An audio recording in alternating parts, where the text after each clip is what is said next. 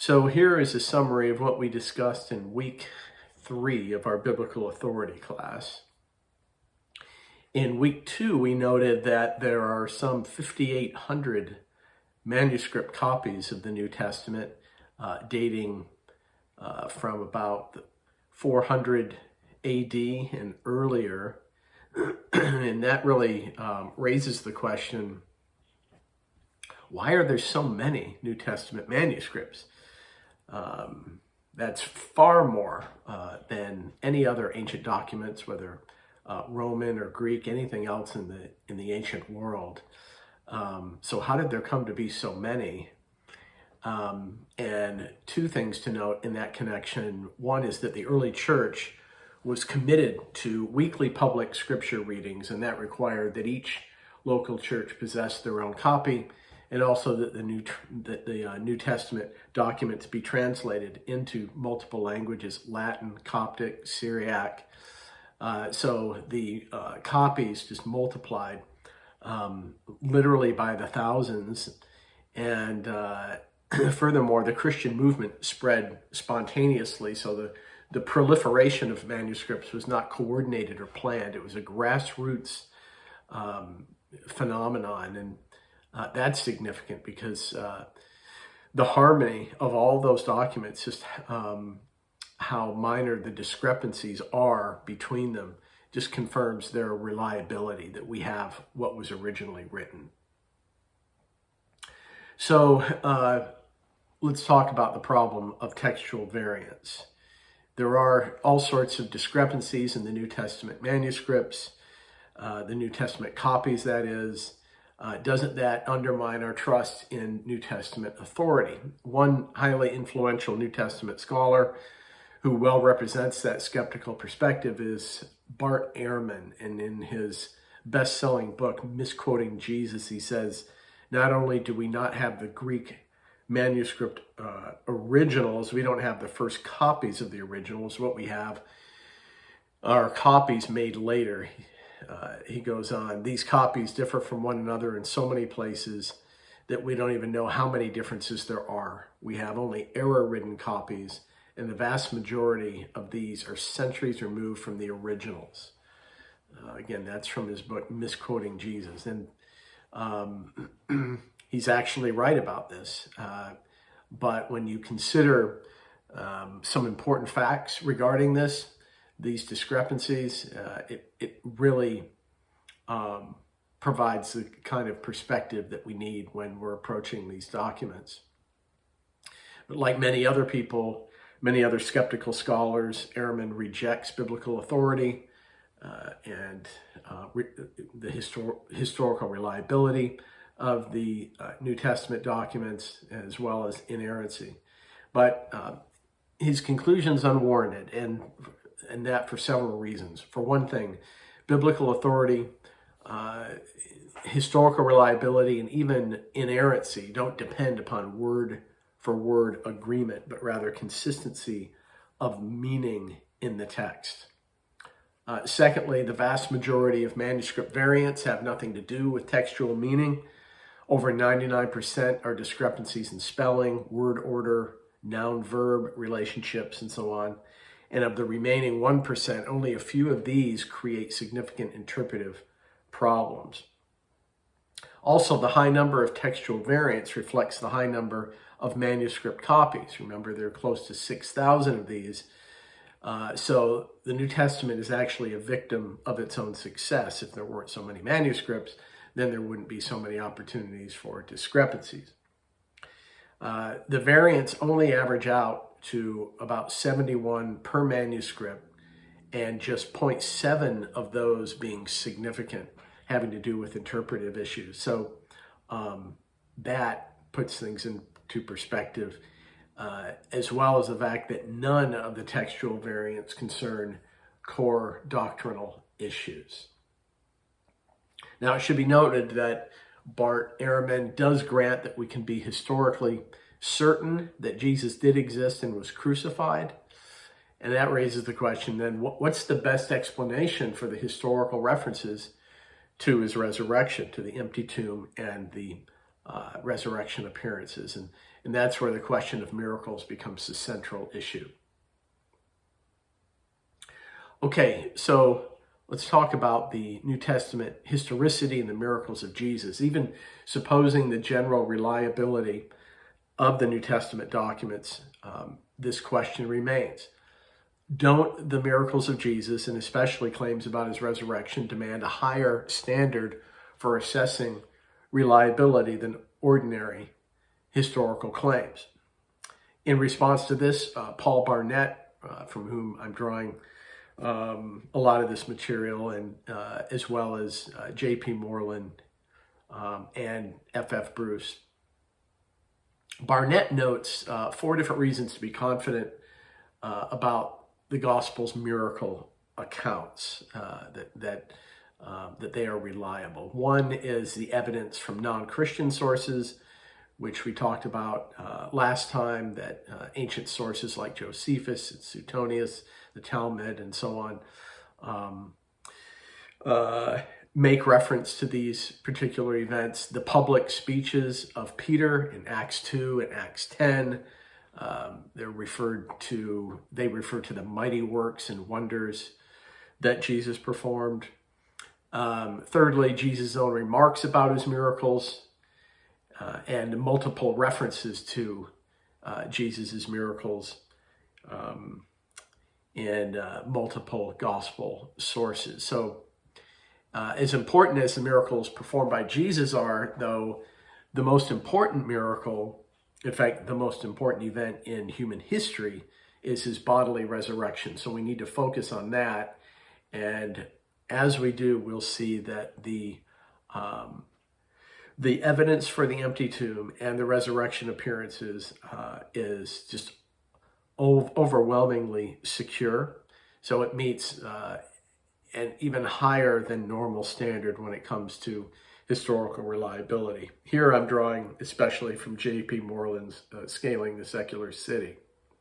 First, regarding the empty tomb, the New Testament sources testify to the empty tomb in explicit references at the end of each of the Gospels. And there are implicit references to the empty tomb in the speeches in Acts, as well as 1 Corinthians 15. Some other historical facts also confirm that the tomb was empty. One is that there was no veneration at Jesus' tomb after his death, which would have been standard practice when religious figures or prophets die and are buried. People go to their tomb to honor them.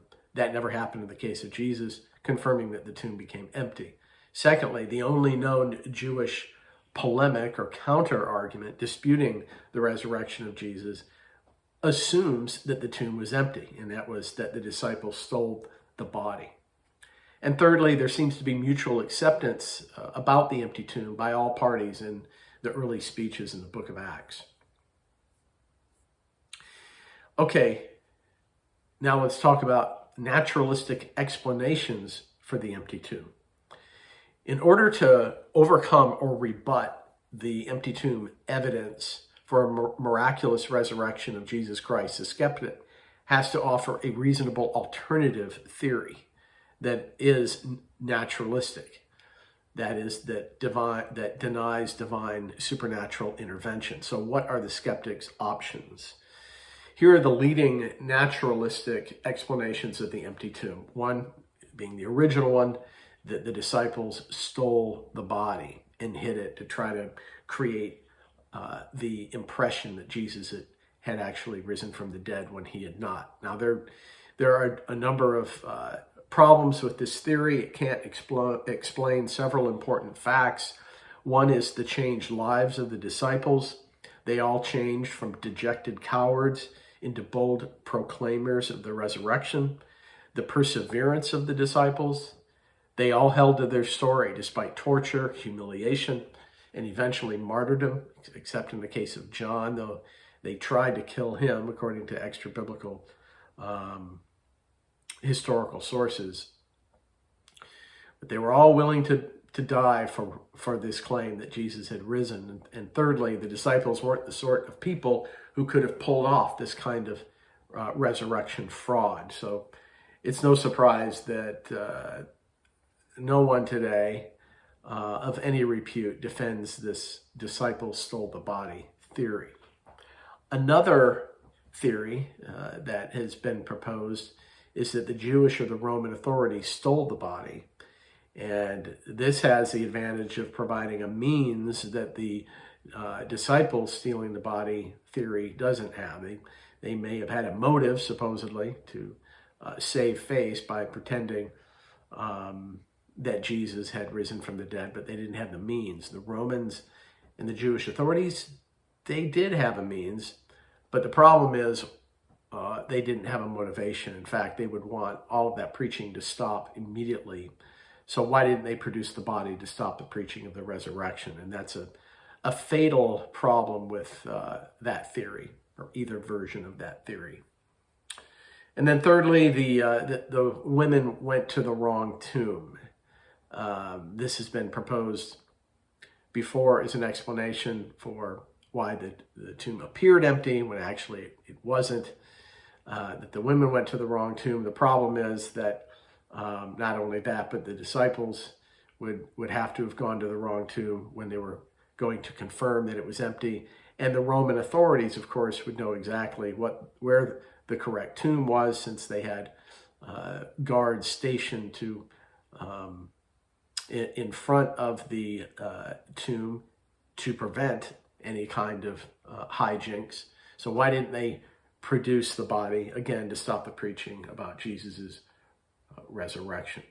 So the historical evidence for the tomb becoming empty is very strong. And this is why you have people like skeptics, even a person like Bart Ehrman, granting that this was the case, as well as other scholars who are skeptical. They will grant that yes, the tomb was empty.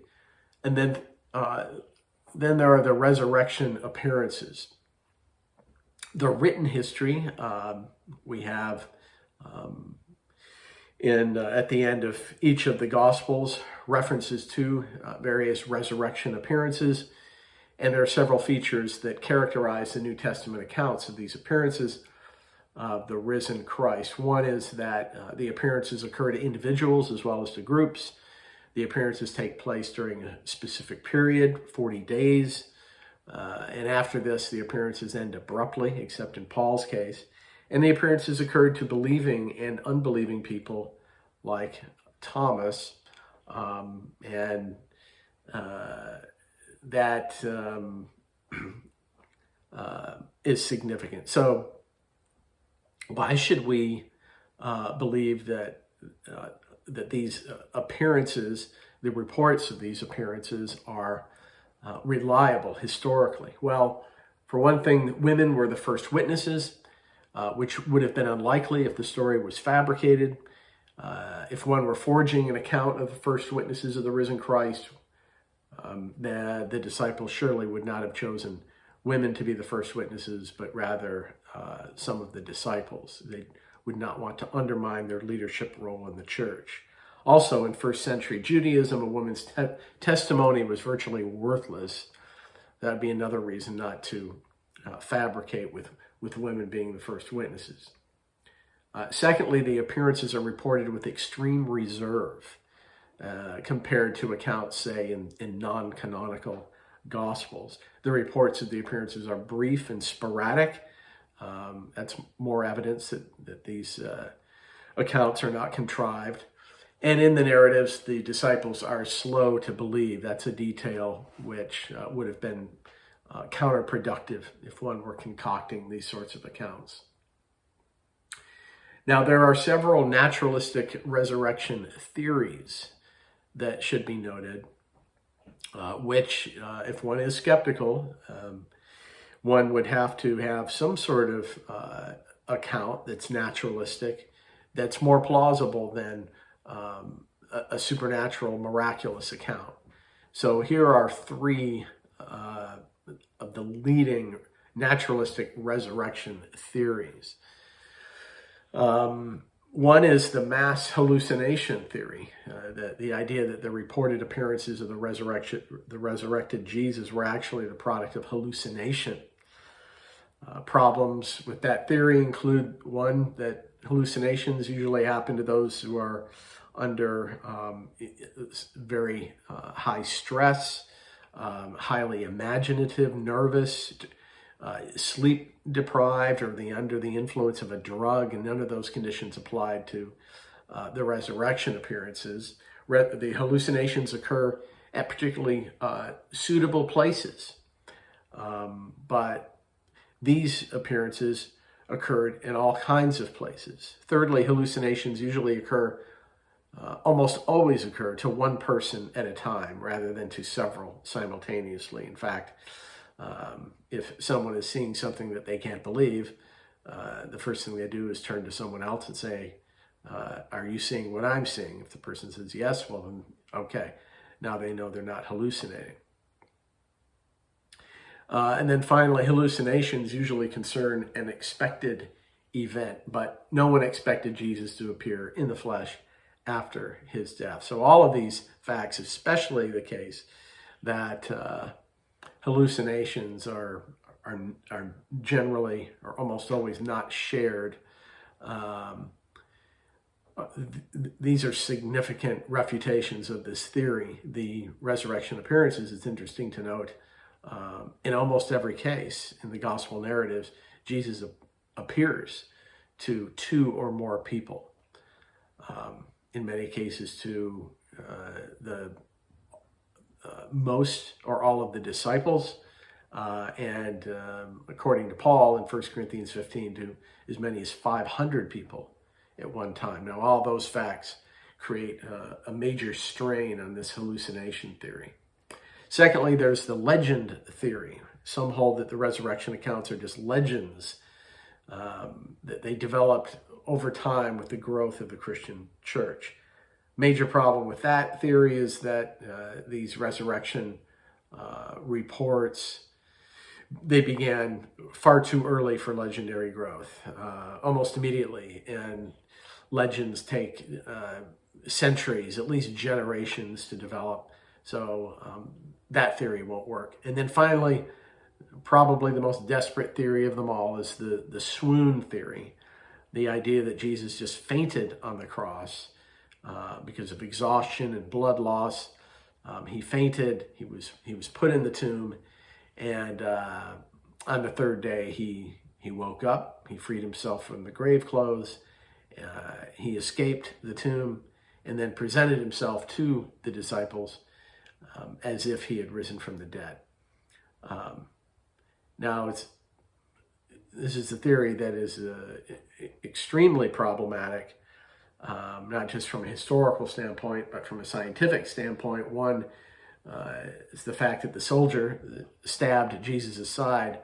One of the gospel writers notes that there was a sudden flow of blood and water, which is a physiological indication of death.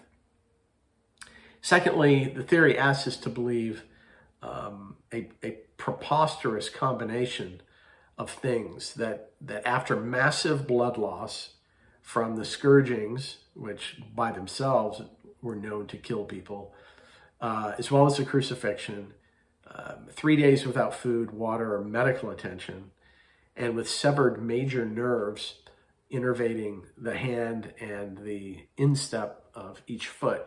So there would be little to no movement in the feet or the hands, that despite all of that, Jesus freed himself from about 75 pounds of spices and grave clothes, that he moved a stone that weighed around 1,000 pounds, that he overcame 2 Roman guards who were armed, and Jesus walked for miles in that condition and then presented himself to the disciples as if he had conquered death. This is really requires, I think, a greater faith commitment than believing that there was a simple miracle performed by God raising Jesus from the dead. There is a journal article that goes into detail about the physical death of Jesus Christ. It was published in 1986 in the Journal of the American Medical Association, which I've linked in the notes. It's authored by a medical doctor and a couple of biblical scholars. It's called On the Physical Death of Jesus Christ, and they go into physiological and anatomical detail about what wounds exactly would be sustained by someone who was a victim of a crucifixion. And that strongly confirms the fact that Jesus, yes, was dead when he was taken down off of the cross. That's the thesis of their paper. So in conclusion, as we've seen, the New Testament enjoys exceptionally strong manuscript attestation vis-a-vis other ancient texts. And given this fact, we also have strong evidence that, as the vast majority of biblical scholars agree, Jesus' tomb did become empty, and there were widespread reports that Jesus appeared alive afterwards. Now, note that none of those assertions are miracle claims in themselves, but they're well-documented historical and paleographical facts. The miracle claim emerges only with one's explanation of those facts. And as we've seen, all of the naturalistic explanations that are on offer are deeply flawed and implausible. So this makes the miracle claim, by comparison, that much more plausible. We can't prove with mathematical certainty the resurrection of Jesus, but we do have, given all the facts, we can safely claim that this is a reasonable belief. In the end, as F.F. Bruce notes, the question whether the miracle stories are true must ultimately be answered by a personal response of faith. That much is irreducible, but it is, as I say, a reasonable faith. Now, skeptics sometimes respond by insisting that, look, miracles are impossible in principle, but that really begs the question. There's no evidence that one could have for such a claim. It's its own dogma. It's its own faith commitment. Only a dogmatic belief in naturalism could support such a claim. And why believe that naturalism is true? That itself is a faith commitment. So at the end of the day, however one approaches all of this, whatever conclusion one draws, there's ultimately a faith commitment. And that's true for the naturalist as much as for the person who believes in miracles.